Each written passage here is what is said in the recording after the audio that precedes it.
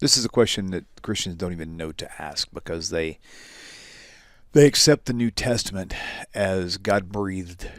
Everything about it, word for word, is there's no flaws in it, right? So, but we want to know who the authors of the New Testament were, and why does it seem like they weren't scholars of Hebrew, they were just amateurs, and so we just want to know more about that history. Thank you.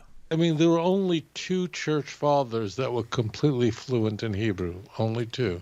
One of them, Origen, a third century church father, and Jerome, who was fourth and fifth century. They were not the ones who decided which books go in the Bible. When I say Bible, I mean here the Christian Bible, the New Testament. The decision was made. That means the first time we have a list of the 27 books of the Christian Bible, what's in and what's out, is a list made by Athanasius, who was a very important church father. He was, at the time, the year is 367. He was the bishop of Alexandria. He's a very famous, extraordinarily influential church father who is more famous because he argued for the doctrine of the Trinity at the Council of Nicaea itself. Athanasius at that time was not the bishop. At that time it was Alexander, who was the bishop of Alexandria. But he's the one who battled Arius at the Council of Nicaea in 325. So Athanasius was a proto-Orthodox church father, and he made the decision.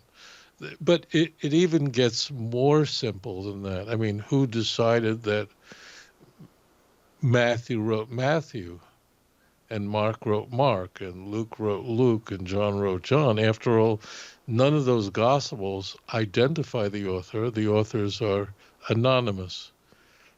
In fact, the only reference to Matthew in the book of Matthew is an author referring to Matthew as a tax collector in the third person. He's not telling us that he's Matthew.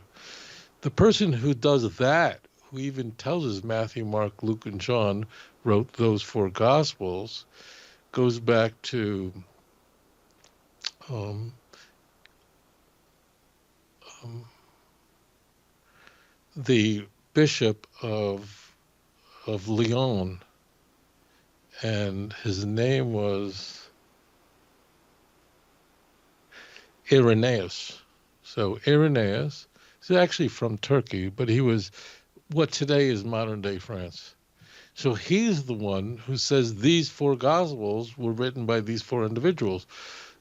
Prior to that, you won't find any of that kind of stuff in like Justin's writings. It's not that they didn't know about these four Gospels. They did. They just didn't have these ascriptions assigned to them. So it's not that they weren't quoted earlier. They were, but they just weren't quoted as it says in Matthew or as it says in John. And the end of the book of John, whoever wrote the last chapter did not write the rest of the book of John. He makes it clear that he is not John, meaning he's not the disciple who Jesus loved. So this is really late stuff. Them not being able to read Hebrew, right. So the only two church fathers who completely fluent in both Greek and Hebrew was Origen, third century church father, very influential, but he, as far as the church goes, although he's held in very high esteem, he's not completely proto-Orthodox, because he didn't hold to the doctrine of the Trinity as it was hammered out in Nicaea, and for other reasons, Christians, but he still was a brilliant guy. Legend has it that he was actually of Jewish stock. Legend has it. Jerome learns Hebrew, and he learns it in the land of Israel. And he produces the Vulgate. So he learns Hebrew from rabbis. He translates the Vulgate. He dies in Israel. He dies in Bethlehem in 420. So you're right. And I'll tell you something crazy here. crazy. I'm not a fan of Roman Catholicism, as you can imagine. But the Roman Catholic apologists, defenders of the Roman Catholic religion, as opposed against the Protestants, they're right, because the Protestants adopted the claims of the Roman Catholic Church, because all these guys are Roman Catholic. Irenaeus was Roman Catholic, right? Athanasius was Roman Catholic. So when the Protestants claim sola scriptura, and the Catholics are going, what are you talking about? You wouldn't even know what's in the New Testament if Roman Catholics didn't tell you that. So where's your sola scriptura? Again, I say this, I guess it's a little uncomfortable, but the Roman Catholic apologists are correct. The Protestants are completely, utterly relying on Roman Catholic Church fathers who decided which book should be in and out. And it wasn't a slam dunk case. There were many books in the Christian Bible that were controversial. Most controversial, the book of Revelation. Should it be in? Should it be out? A lot of people thought it shouldn't be in, right? The shepherd, should it be in or out? We know this because if you go to the 4th century famed manuscripts of the Bible, like Codex Vaticanus, Sinaiticus, these are what the Christians thought was the whole Bible. You have these books, right? But today it's not considered canon because the church changed that. But what's the point I want to drive home is, I say this not happily, I'm not comfortable with this, but the Roman Catholic apologists, those who defend the Roman Catholic Church against Protestants, their argument that you are relying on Roman Catholic tradition to even know what's in the canon is bulletproof. And Protestants can't argue that. They just fall apart on that argument. What Protestants should be doing is saying some of the traditions of the Roman Catholic Church are true and some of them we don't accept, but they don't do that. The Southern Baptists cannot do that. They won't, but they get stuck. They always trip themselves up in this regard. So it's all Roman Catholic stuff, books in, out, the book of Hebrews. Should that have been included in the 27 books of the New Testament? Depends who you asked. The book of Hebrews, the epistle to Hebrews, was the case that was made was that the book was written by Paul, was authored by Paul. We know it wasn't, but that was the argument.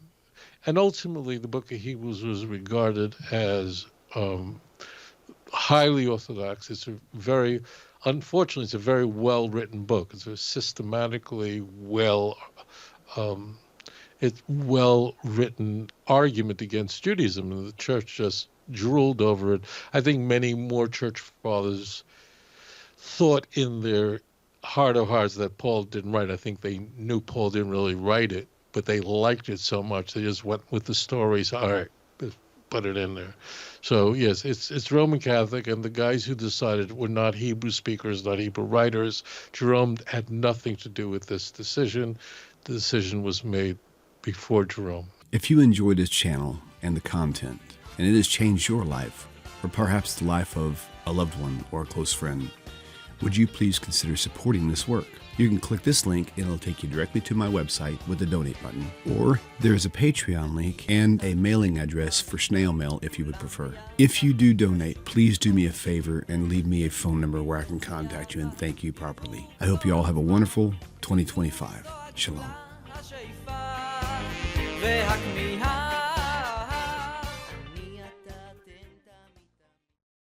Hey guys, I decided that on all of the shorter videos that are anywhere from 5 minutes to 15, 30 minutes, I'm going to add an extended blank session at the end so that I can live stream them, because I'm getting a lot of messages from people that they're missing the actual live interaction chat, the chat room. So by doing this, they won't all be the same length of extended plays, but this will be benefiting everybody who really does enjoy the YouTube chat. So you'll see just an image at the end, and then just a lot of silence for another 10 to 15 minutes. So you guys can log off whenever you want to, but this will give you guys plenty of time to finish up your chat messages. Hope you enjoy it, and we'll catch you next time. Thanks.